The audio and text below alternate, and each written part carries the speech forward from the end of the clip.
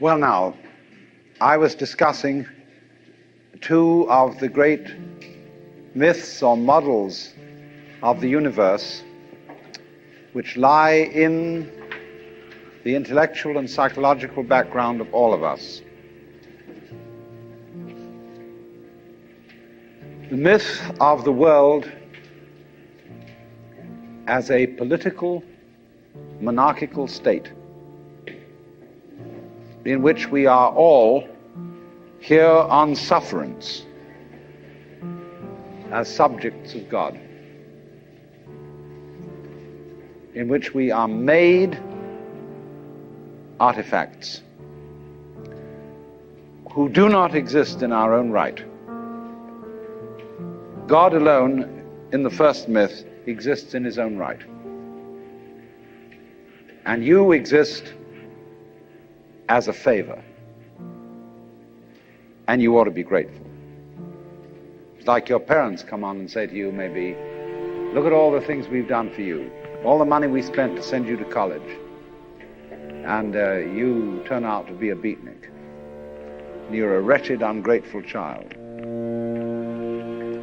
And you're supposed to say, sorry, but I really am. But you're definitely in the position of being on probation.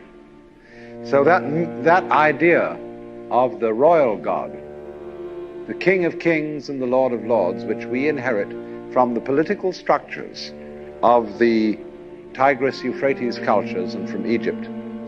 The Pharaoh, Amenhotep IV, is probably, as Freud suggested, the original author of Moses monotheism. And certainly the Jewish law code comes from Hammurabi in Chaldea.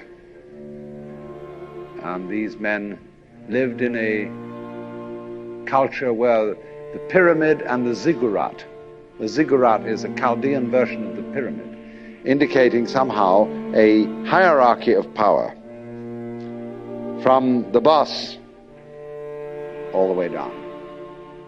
And God, in this first myth that we've been discussing, the ceramic myth, is the boss. And the idea of God is that the universe is governed from above. But you see, this parallels and goes hand in hand with the idea that you govern your own body. That the ego, which lies somewhere between the ears and behind the eyes in the brain, is the governor of the body. And so we can't understand a system of order, a system of life in which there isn't a governor. O Lord, our governor, how excellent is thy name in all the world. But supposing, on the contrary, there could be a system which doesn't have a governor. That's what we are supposed to have in this society. We are supposed to be a democracy and a republic. And we are supposed to govern ourselves. And yet, as I said, it's so funny that Americans can be politically Republican. I don't mean Republican in the party sense. And yet, religiously monarchical. It's a real strange contradiction.